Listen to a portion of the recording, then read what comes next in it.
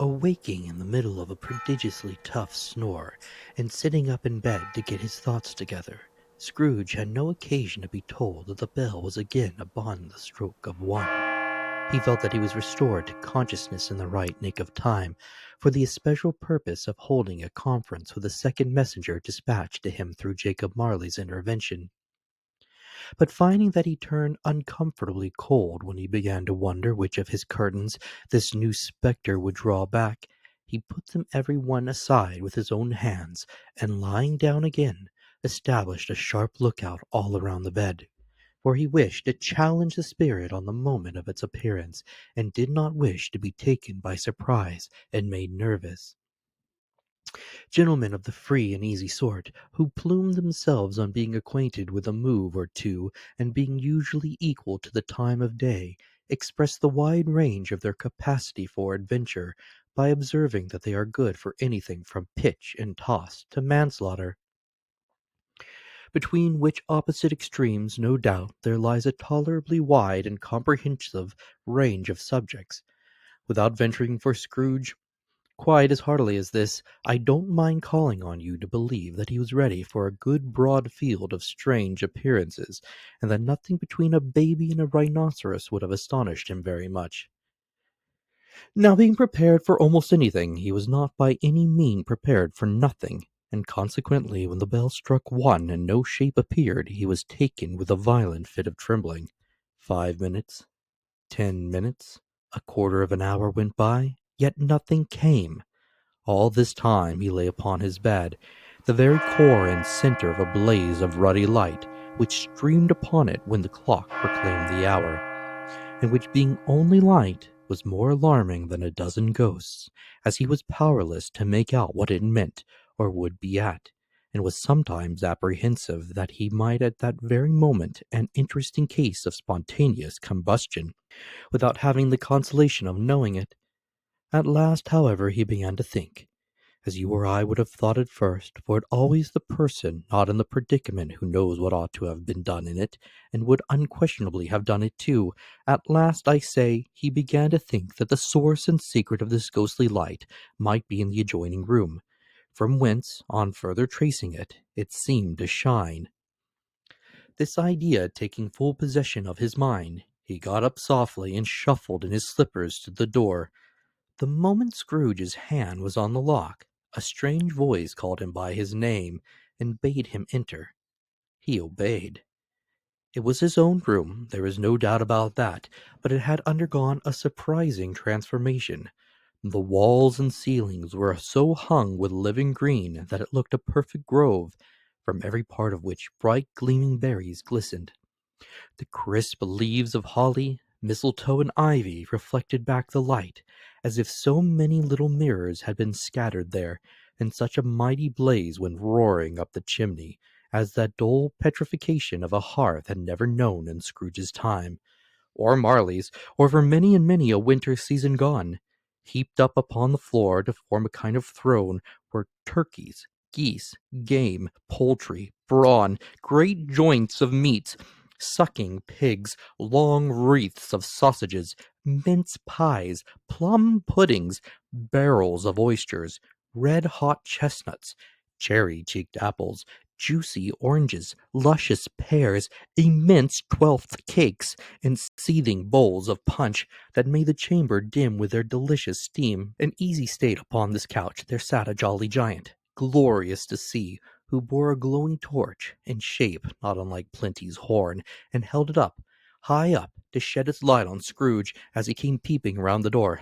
"Come in!" exclaimed the ghost. "Come in, and know me better, man." Scrooge entered timidly, and hung his head before the spirit.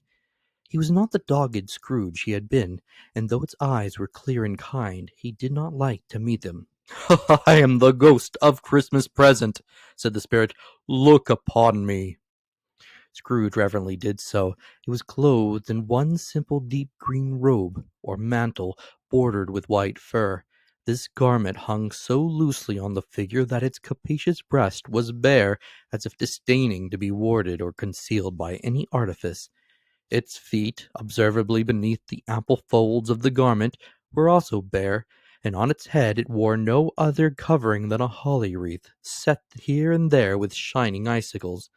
Its dark brown curls were long and free, free as its genial face, its sparkling eye, its open hand, its cheery voice, its unconstrained demeanor, and its joyful air. Girded round its middle was an antique scabbard, but no sword was in it, and the ancient sheath was eaten up with rust. You have never seen the like of me before, exclaimed the spirit. Never, Scrooge made answer to it.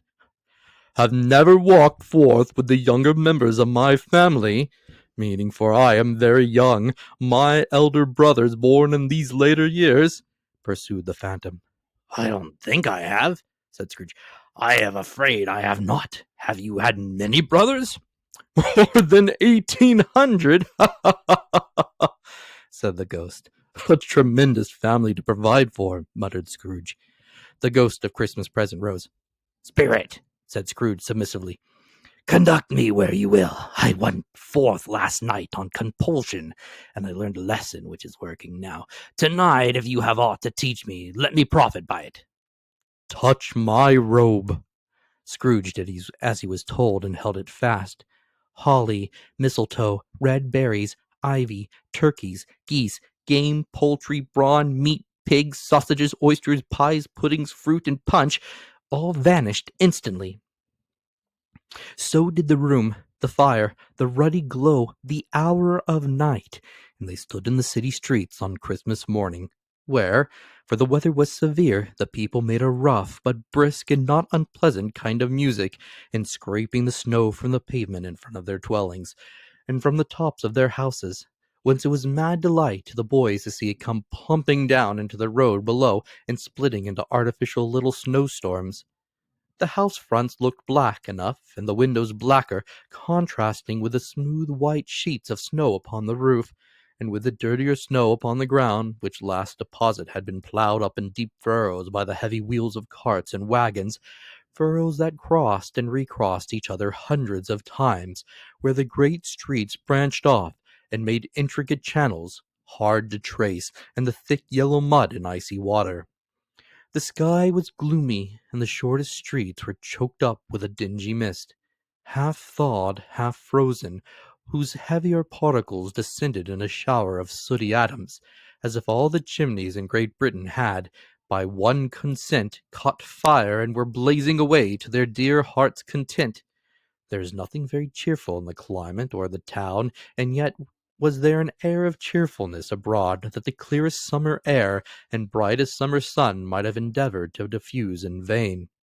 For the people who were shoveling away on the housetops were jovial and full of glee, calling out to one another from the parapets, and now and then exchanging a facetious snowball, better-natured missile far than many unwordy jest, laughing heartily if it went right, and not less heartily if it went wrong.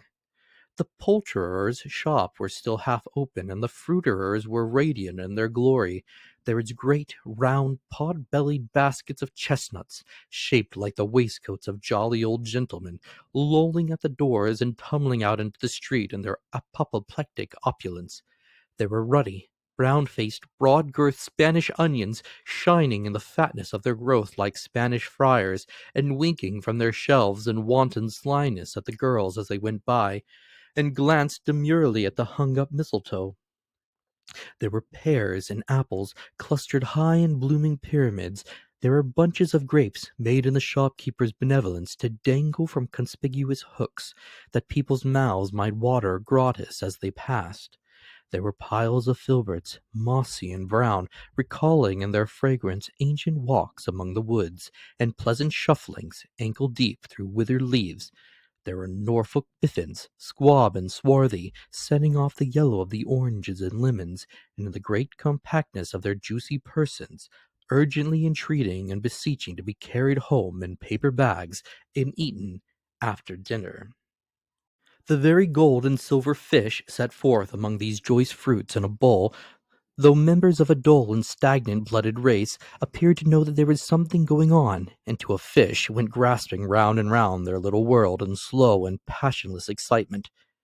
The grocers, oh, the grocers, nearly closed, with perhaps two shutters down, or one, but through those gaps such glimpses. It was not alone that the scales descended on the counter made a merry sound, or that the twine and roller parted company so briskly, or that the canisters were rattled up and down like juggling tricks, or even that the blended scents of tea and coffee were so grateful to the nose, or even that the raisins were so plentiful and rare, the almonds so extremely white, the sticks of cinnamon so long and straight, the other spices so delicious, and the candied fruits so caked and spotted with molten sugar as to make the coldest lookers on feel faint and subsequent bilious. Nor was it that the figs were moist and pulpy, or that the French plums blushed in modest tartness from their highly decorated boxes, or that everything was good to eat and in its Christmas dress. But the customers were all so hurried, and so eager in the hopeful promise of the day, that they tumbled up against each other at the doors, clashing their wicker baskets wildly, and left their purchases upon the counter, and came running back to fetch them, and committed hundreds of the little mistakes in the best humor possibly, while the grocer and his people were so frank and fresh that the polished hearts with which they fastened their aprons behind might have been their own, worn outside for general inspection, and for Christmas dolls to peck at as if they chose. But soon the steeples called good people all to church and chapel, and away they came, flocking through the streets in their best clothes and with their gayest face, and at the same time there emerged from scores of by-streets, lanes, and nameless turnings, innumerable people carrying their dinners to the baker's shop. The sight of these poor revellers appeared to interest the spirit very much, for he stood with Scrooge beside him in the baker's doorway, and taking off the covers as their bearers passed, sprinkled incense on their dinners from his torch. And it was a very uncommon kind of torch, for once or twice when there was angry words between some dinner carriers who had jostled with each other, he shed a few drops of water on them from it, and their good humour was restored directly. For they said it was a shame to quarrel upon Christmas Day. And so it was. God love it, so it was. In time the bells ceased, and the bakers were shutting up, and yet there was a genial shadowing forth of all these dinners in the progress of their cooking, and the thawed blotch of wet above each baker's oven, where the pavement smoked as if its stones were cooking too. "Is there a particular flavour in what you sprinkle from your torch?" asked Scrooge. "There is. My own." "Would it apply to any kind of dinner on this day?" asked Scrooge. "To any kindly given, to a poor one most." "Why to a poor one most?" asked Scrooge. "Because it needs it most." "Spirit," said Scrooge, after a moment's thought, "I wonder if all the beings in the many worlds about us should desire to cramp these people's opportunities of innocent enjoyment." "Aye," cried the spirit, "you would deprive them of their means of dining every seventh day, often the only day on which they can be said to dine at all," said Scrooge. "Wouldn't you?" "Aye," cried the spirit. "You seek to close these places on the seventh day," said Scrooge, "and it comes to the same thing." "I seek," exclaimed the spirit. "Forgive me if I'm wrong. It has been done in your name, or at least in that of your family," said Scrooge. "There are some upon this earth of yours," returned the spirit, "who lay claims to know us, and who do their deeds of passion, pride, ill will, hatred, envy, bigotry, and selfishness in our name, who are as strange to us and all our kith and kin as if they had never lived. Remember that, and charge their doings on themselves, not us." Scrooge promised that he would, and they went on, invisible as they had been before, into the suburbs of the town. It was a remarkable quality of the ghost, which Scrooge had observed at the baker's, that notwithstanding his gigantic size, he could accommodate himself to any place with ease, and that he stood beneath a low roof quite as gracefully and like a supernatural creature as it was possible he could have done in any lofty hall. And perhaps it was the pleasant pleasure the good spirit had in showing off this power of his, or else it was his own kind, generous, hearty nature and his sympathy with all poor men that led him straight to Scrooge's clerk's. For there he went, and took Scrooge with him, holding to his robe, and on the threshold of the door the spirit smiled, and stopped to bless Bob Cratchit's dwelling with the sprinklings of his torch. Think of that! Bob had but 15 bob a week himself. He pocketed on Saturdays but 15 copies of his Christian name, and yet the ghost of Christmas present blessed his four-roomed house. Then up rose Mrs. Cratchit, Cratchit's wife, dressed out but poorly in a twice-turned gown, but brave in ribbons, which are cheap and made a goodly show for sixpence. And she laid the cloth, assisted by Belinda Cratchit, second of her daughters, also brave in ribbons, while Master Peter Cratchit plunged a fork into the saucepan of potatoes, and getting the corners of his monstrous shirt-collar, Bob's private property conferred upon his son and heir in honour of the day, into his mouth, rejoiced to find himself so gallantly attired, and yearned to show his linen in the fashionable parks. And now two smaller Cratchits, boy and girl, came tearing in, screaming that outside the baker's they had smelt the goose, and known it for their own. And basking in luxurious thoughts of sage and onions, these young Cratchits danced about the table, and exalted Master Peter Cratchit to the skies, while he, not proud, although his collars nearly choked him, blew the fire until the slow potatoes bubbling up, knocked loudly at the saucepan lid to be let out and peeled. "What has ever got your precious father, then?" said Mrs. Cratchit, "and your brother Tiny Tim and Martha weren't as late last Christmas Day by half an hour?" "Here's Martha, mother," said a girl, appearing as she spoke. "Here's Martha, mother," cried the two young Cratchits. "Hurrah! There's such a goose, Martha!" "Why, bless your heart alive, my dear, how late you are!" said Mrs. Cratchit, kissing her a dozen times, and taking off her shawl and bonnet for her with officious zeal. "We'd a deal of work to finish up last night," replied the girl, "and had to clear away this morning, mother." "Well, never mind so long as you are here," said Mrs. Cratchit. "Sit ye down before the fire, my dear, and have a warm, Lord bless ye." "No, no, there's father's coming," cried the two young Cratchits, who were everywhere at once. "Hide, Martha, hide!" So Martha hid herself, and in came little Bob, the father, with at least 3 feet of comforter exclusive of the fringe hanging down before him, and his threadbare clothes darned up and brushed to look seasonable, and Tiny Tim upon his shoulder. Alas for Tiny Tim, he bore a little crutch, and had his limbs supported by an iron frame. "Why, where's our Martha?" cried Bob Cratchit, looking round. "Not coming," said Mrs. Cratchit. "Not coming!" said Bob, with a sudden disclinching in his high spirits, for he had been Tim's blood horse all the way from church, and had come home rampant. "Not coming upon Christmas Day!"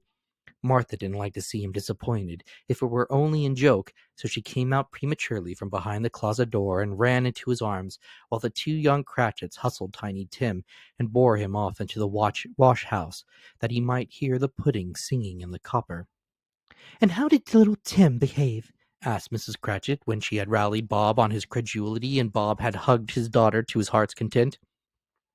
"As good as gold," said Bob, "and better. Somehow he gets thoughtful sitting by himself so much, and thinks the strangest things you ever heard.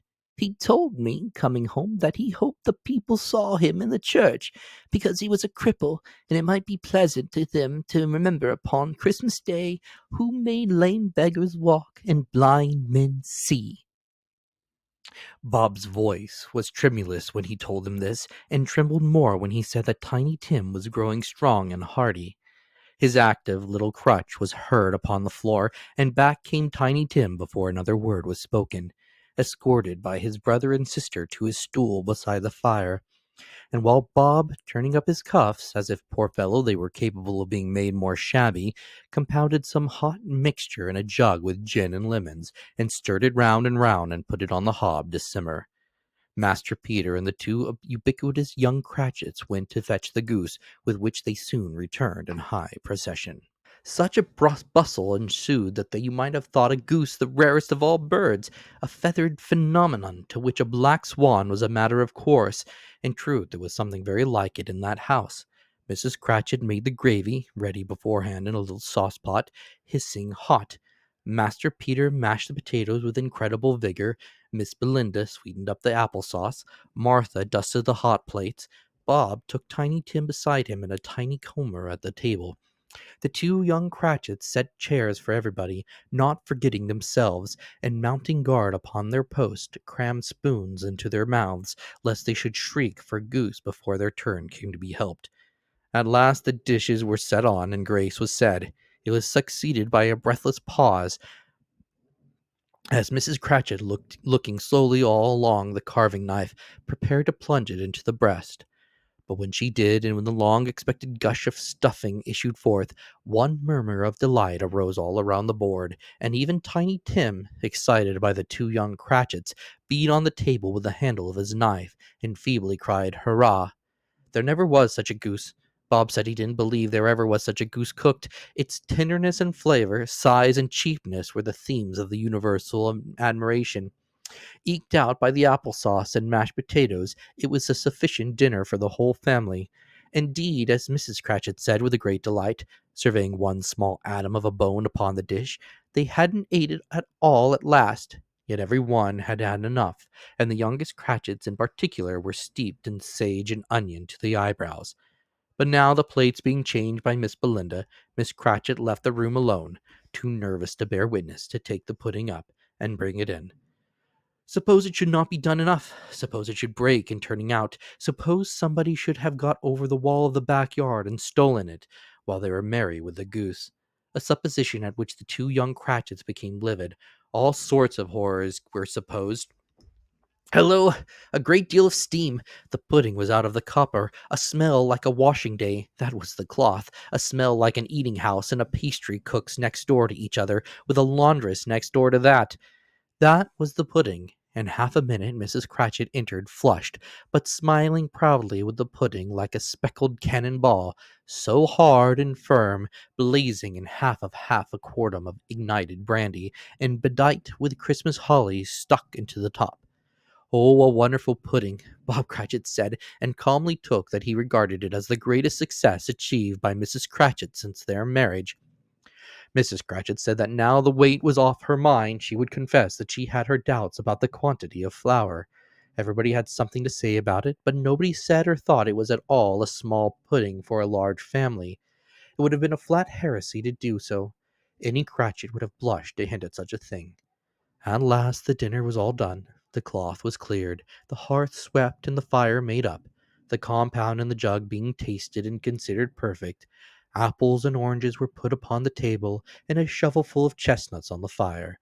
Then all the Cratchit family drew round the hearth in what Bob Cratchit called a circle, meaning half a one, and at Bob Cratchit's elbow stood the family display of glasses, 2 tumblers, and a custard cup without a handle. These held the hot stuff from the jug, however, as well as the golden goblets would have done, and Bob served it out with beaming looks, while the chestnuts on the fire sputtered and cracked noisily. Then Bob proposed, "A Merry Christmas to us all, my dears! God bless us!" Which all the family re-echoed. "God bless us, every one!" said Tiny Tim, the last of all. He sat very close to his father's side upon his little stool. Bob held his withered little hand in his as if he loved the child, and wished to keep him by his side, and dreaded that he might be taken from him. "Spirit," said Scrooge, with an interest he had never felt before, "tell me if Tiny Tim will live." "I see a vacant seat," replied the ghost, "in the poor chimney corner, and a crutch without an owner, carefully preserved. If these shadows remain unaltered by the future, the child will die." "No, no," said Scrooge. "Oh, no, kind spirit, say he will be spared." "If these shadows remain unaltered by the future, none other of my race," returned the ghost, "will find him here. What then? If he be like to die, he better do it, and decrease the surplus population." Scrooge hung his head to hear his own words quoted by the spirit, and was overcome with penitence and grief. "Man," said the ghost, "if man you be in heart, not adamant, forbear that wicked cant until you have discovered what the surplus is and where it is. Will you decide what men shall live, what men shall die? It may be that in the sight of heaven you are more worthless and less fit to live than millions like this poor man's child. Oh God, to hear the insect on the leaf pronouncing on the too much life among his hungry brothers in the dust. Scrooge bent before the ghost's rebuke, and trembling cast his eyes upon the ground, but he raised them speedily on hearing his own name. Mr. Scrooge, said Bob, I'll give you Mr. Scrooge, the founder of our feast. The founder of our feast, indeed, cried Mrs. Cratchit, reddening. I wish I had him here. I'd give him a piece of my mind to feast upon, and I hope he'd have a good appetite for it. My dear, said Bob, the children, Christmas Day. It should be Christmas Day, I am sure, said she, on which one drinks the health of such an odious, stingy, hard, unfeeling man as Mr. Scrooge. You know he is, Robert. Nobody knows it better than you do, poor fellow. My dear, was Bob's mild answer, Christmas Day. I'll drink his health for your sake in the days, said Mrs. Cratchit. Not for his. Long life to him, a Merry Christmas and a Happy New Year. He'll be very merry and very happy, I have no doubt. The children drank the toast after her. It was the first of their proceedings which had no heartiness in it. Tiny Tim drank it last of all, but he didn't care twopence for it. Scrooge was the ogre of the family. The mention of his name cast a dark shadow on the party, which was not dispelled for full 5 minutes. After it had been passed away, they were 10 times merrier than before, from the mere relief of Scrooge the baleful being done with. Bob Cratchit told them how he had a situation in his eye for Master Peter, which would bring in, if obtained, full 5 and 6pence weekly. The two young Cratchits laughed tremendously at the idea of Peter being a man of business, and Peter himself looked thoughtfully at the fire from between his collars, as if he were deliberating what particular investments he should favor when he came into the receipt of that bewildering income. Martha, who was a poor apprentice at a milliner's, then told them what kind of work she had to do, and how many hours she worked at a stretch, and how she meant to lie abed tomorrow morning for a good long rest. Tomorrow being a holiday, she passed at home. Also, how she had seen a countess and a lord some days before, and how the lord was much about as tall as Peter, at which Peter pulled up his collar so high that you couldn't have seen his head if you had been there. All this time the chestnuts in the jug went round and by they had a song about a lost child traveling in the snow, from Tiny Tim, who had a plaintive little voice and sang it very well indeed. There is nothing of high marking in this. There was not a handsome family.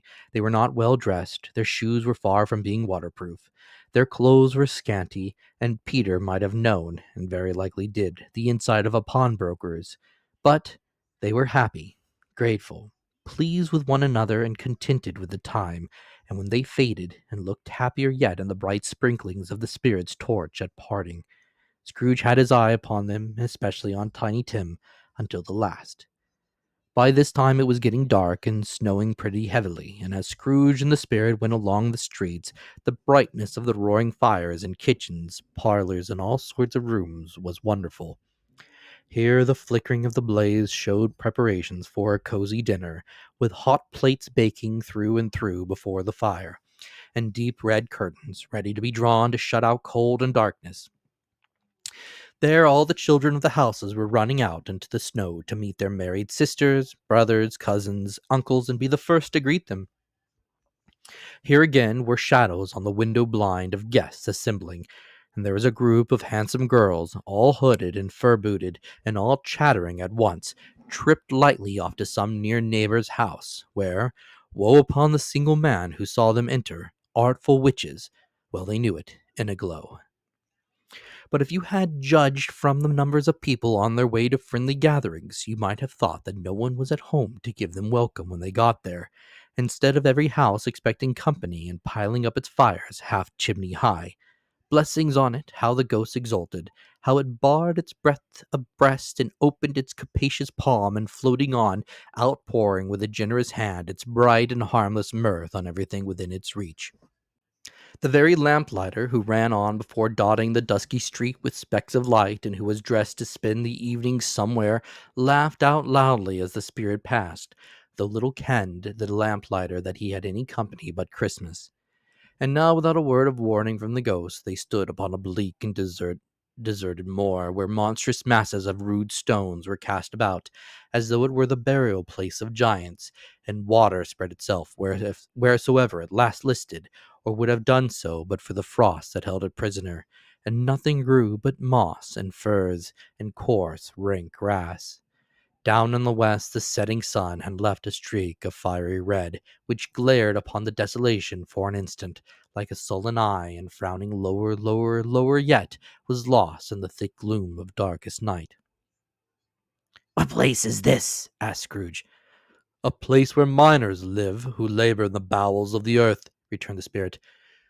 "But they know me. See!" A light shone from the windows of a hut, and swiftly they advanced towards it. Passing through the wall of mud and stone, they found a cheerful company assembled round a glowing fire. An old, old man and woman with their children and their children's children, and another generation beyond that, all decked out gaily in their holiday attire. The old man, in a voice that seldom rose above the howling of the wind upon the barren waste, was singing them a Christmas song. It had been a very old song when he was a boy, and from time to time they all joined in the chorus. So surely as they raised their voices, the the old man got quite blithe and loud, and so surely as they stopped, his vigor sank again. The spirit did not tarry here, but bade Scrooge hold his robe, and passing on above the moor, sped whither? Not the sea.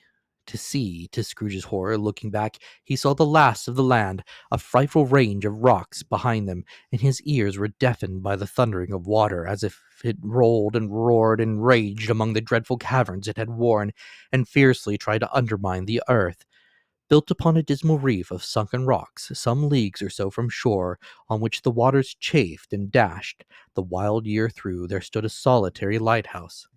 Great heaps of seaweed clung to its base, and storm birds, balm of the wind one might suppose, as seaweed of the water, rose and fell about it, like the waves they skimmed.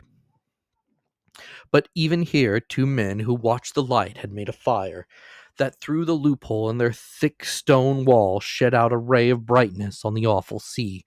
Joining their horny hands over the rough table at which they sat, they wished each other Merry Christmas and their can of grog, and one of them, the elder too, with his face all damaged and scarred with hard weather, as the figurehead of an old ship might be, struck up a sturdy song that was like a gale in itself. Again the ghost sped on above the black and heaving sea, on, until being far away, as he told Scrooge, from any shore, they lighted on a ship. They stood beside the helmsman at the wheel and looked out in the bow. The officers who had the watch, dark, ghostly figures in their several stations, but every man among them hummed a Christmas tune, or had a Christmas thought, or spoke below his breath to his companion of some bygone Christmas day, with homeward hopes belonging to it. And every man on board, waking or sleeping, good or bad, had had a kinder word for another on that day than on any day in the year, and had shared to some extent in its festivities, and had remembered those he cared for at a distance, and had known that they delighted to remember him. It was a great surprise to Scrooge, while listening to the moaning of the wind, and thinking what a solemn thing it was to move on through the lonely darkness over an unknown abyss, whose depths were secrets as profound as death. It was a great surprise to Scrooge, while thus engaged, to hear a hearty laugh. It was a much greater surprise to Scrooge to recognize it as his own nephew's, and to find himself in a bright, dry, gleaming room, with a spirit standing smiling by his side, and looking at that same nephew with approving affability. "Ha ha!" laughed Scrooge's nephew. "Ha ha ha! If you should happen by any unlikely chance to know a man more blessed in laugh than Scrooge's nephew, all I can say is, I should like to know him too. Introduce him to me, and I'll cultivate his acquaintance. It is a fair, even-handed, noble adjustment of things that while there is infection and disease and sorrow, there is nothing in the world so irresistibly contagious as laughter and good humor. When Scrooge's nephew laughed in this way, holding his sides, rolling his head, and twisting his face into the most extravagant contortions, Scrooge's niece by marriage laughed as heartily as he, and their assembled friends, being not a bit behindhand, roared out lustily. "He said that Christmas was a humbug, as I live!" cried Scrooge's nephew. "He believed it!" "More shame for him, Fred," said Scrooge's niece indignantly. "Bless those women, they never do anything by halves. They are always in earnest." She was very pretty, exceedingly pretty, with a dimpled, surprised-looking capital face, a ripe little mouth that seemed made to be kissed, as no doubt it was, all kinds of good little dots about her chin that melted into one another when she laughed, and the sunniest pair of eyes you ever saw in any little creature's head. Altogether, she was what you would have called provoking, but satisfactory, too. Oh, perfectly satisfactory. "He's a comical old fellow," said Scrooge's nephew. "That's the truth, and not so pleasant as he might be. However, his offences carry their own punishment, and I have nothing to say against him." "I'm sure he's very nice, Fred," hinted Scrooge's niece. "At least you always tell me so." "What of that, my dear?" said Scrooge's nephew. "His wealth is of no use to him. He don't do anything good with it. He don't make himself comfortable with it. He hasn't the satisfaction of thinking that he is ever going to benefit us with it." "I have no patience with him," observed Scrooge's niece. Scrooge's niece, his sisters, and all the other ladies expressed the same opinion. "Oh, I have," said Scrooge's nephew. "I'm sorry for him. I couldn't be angry with him if I tried. Who suffers by his ill whims? Himself always. Here he takes it into his head to dislike us, and he won't come and dine with us. What's the consequence? He don't lose much of a dinner." "Indeed, I think he loses a very good dinner," interrupted Scrooge's niece. Everybody else said the same, and they must be allowed to have been competent judges, because they had just had dinner, and with the dessert upon the table were clustered round the fire by lamplight. "Well, I am very glad to hear it," said Scrooge's nephew, "because I haven't any great faith in these young housekeepers. What do you say, Topper?" Topper had clearly got his eye upon one of Scrooge's niece's sisters, for he answered that a bachelor was a wretched outcast who had no right to express an opinion on the subject. Whereat Scrooge's niece's sister, the plump one with the lace tucker, not the one with the roses, blushed. "Do go on, Fred," said Scrooge's niece, clapping her hand. "He never finishes what he begins to say. He's such a ridiculous fellow." Scrooge's nephew revelled in another laugh, and as it was impossible to keep the infection off, though the plump sister tried hard to do it with aromatic vinegar, his example was unanimously followed. "I was only going to say," said Scrooge's nephew, "that the consequences of his taking a dislike to us and not making merry with us is, as I think, that he loses some pleasant moments, which could do him no harm. I'm sure he loses pleasanter companions than he can find in his own thoughts, either in his mouldy old office or his dusty chambers. I mean to give him the same chance every year, whether he likes it or not, for I pity him. He may rail at Christmas till he dies, but he can't help thinking better of it. I defy him. If he finds me going there in good temper year after year and saying, 'Uncle Scrooge, how are you?' if it only puts him in the vein to leave his poor clerk £50, that's something, and I think I shook him yesterday." It was their turn to laugh now at the notion of his shaking Scrooge, but being thoroughly good-natured and not much caring what they laughed at, so that they laughed at any rate, he encouraged them in their merriment and passed the bottle joyously. After tea they had some music, for they were a musical family, and knew that they were about when they sung a glee or catch, I can assure you, especially Topper, who could growl away in the bass like a good one, and never swells the large veins in his forehead, or get red in the face over it. Scrooge's niece played well upon the harp, and played among other tunes a simple little air, a mere nothing you might learn to whistle it in 2 minutes, which had been familiar to the child who fetched Scrooge from the boarding school, as he had been reminded by the ghost of Christmas past. When this strain of music sounded, all the things the ghost had shown him came upon his mind. He softened more and more, and thought that if he could have listened to it often, years ago, he might have cultivated the kindness of life for his own happiness with his own hands, without resorting to the sexton's spade that buried Jacob Marley. But they didn't devote the whole evening to music. After a while they played at forfeits, for it is good to be children sometimes, and never better than at Christmas, when its mighty founder was a child himself. Stop! There was first a game at Blindman's Buff. Of course there was, and I no more believe Topper was really blind than I believe he had eyes in his boots. My opinion is that it was a done thing between him and Scrooge's nephew, and the ghost of Christmas present knew it. The way he went after that plump sister in the lace tucker was an outrage on the credulity of human nature, knocking down the fire irons, tumbling over the chairs, bumping up against the piano, smothering himself among the curtains. Wherever she went, there went he. He always knew where the plump sister was. He wouldn't catch anybody else.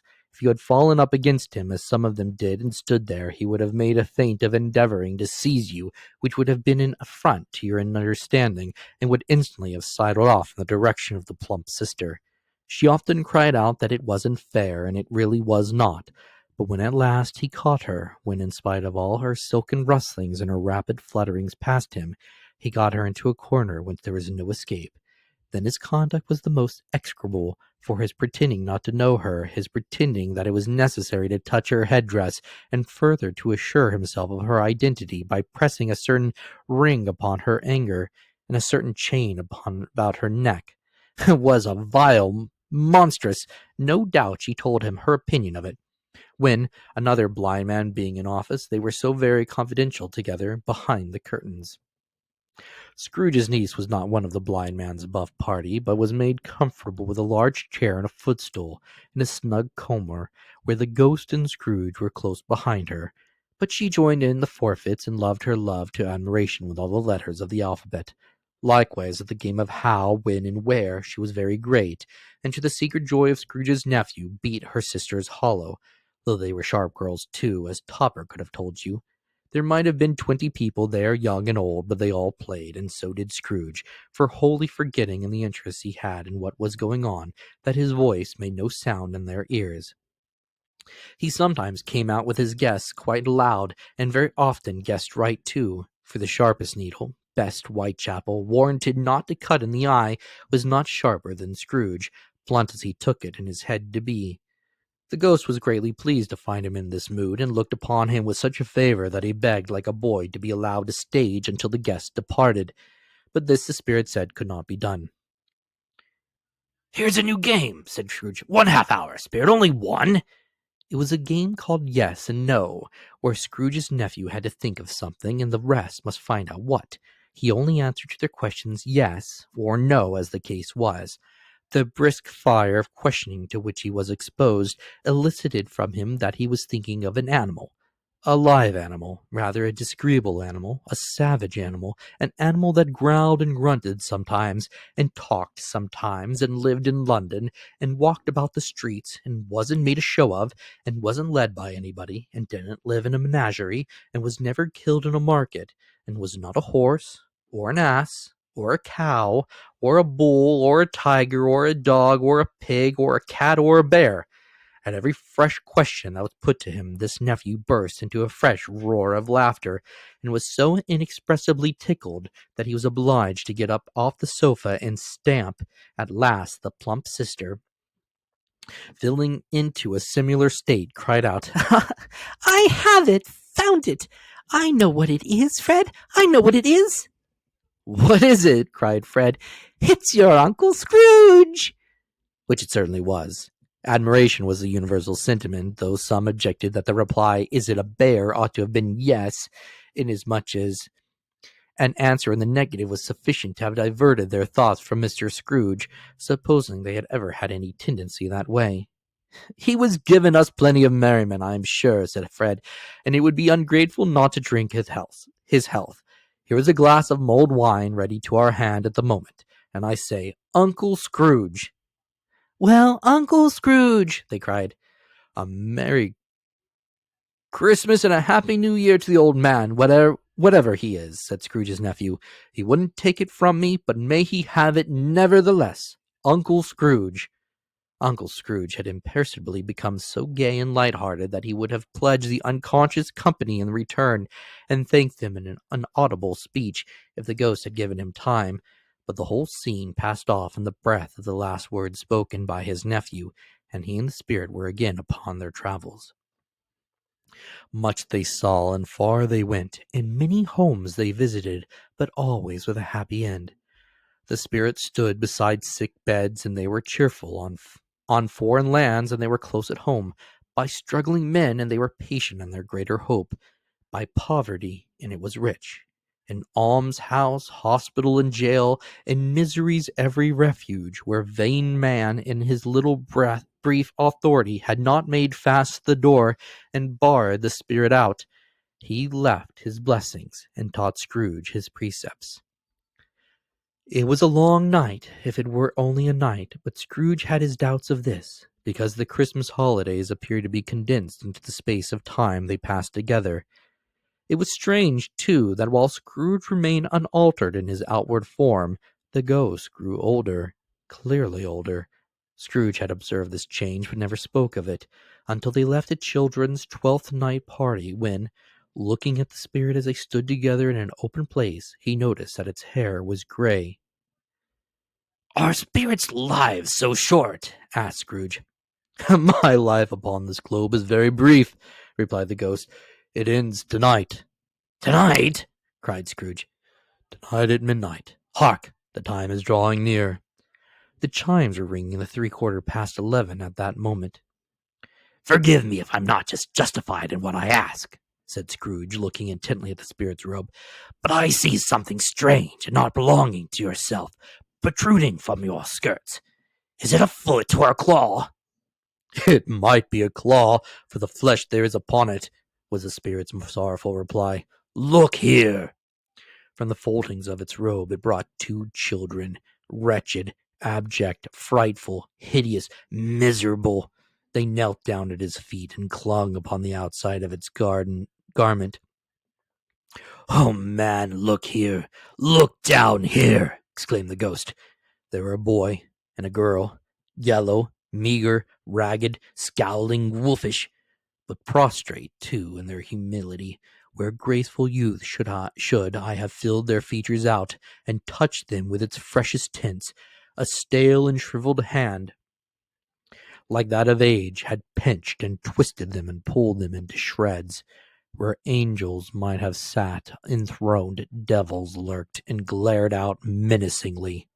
No change, no degradation, no perversion of humanity in any grade through all the mysteries of wonderful creation has monsters half so horrible and dread.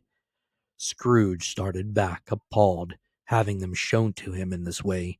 He tried to say they were fine children, but the words choked themselves rather than be parties to a lie of such enormous magnitude. "Spirit, what are they, yours?" Scrooge could say no more. "They are man's," said the spirit, looking down upon them, "and they cling to me, appealing from their fathers. This boy is ignorance, this girl is want. Beware them both, in all of their degree, but most of all beware this boy, for on his brow I see that written which is doom, unless the writing be erased. Deny it!" cried the spirit, stretching out his hands toward the city. "Slander those who tell it ye, and admit it for your factious purposes, and make it worse, and bide the end." "Have they no refuge or resource?" cried Scrooge. "Are there no prisons?" said the spirit, turning on him for the last time with his own words. "Are there no workhouses?" The bell struck 12. Scrooge looked upon him for the ghost, and saw it not. As the last stroke ceased to vibrate, he remembered the prediction of old Jacob Marley, and lifted up his eyes, beheld a solemn phantom, draped and hooded, coming like a mist along the ground towards him.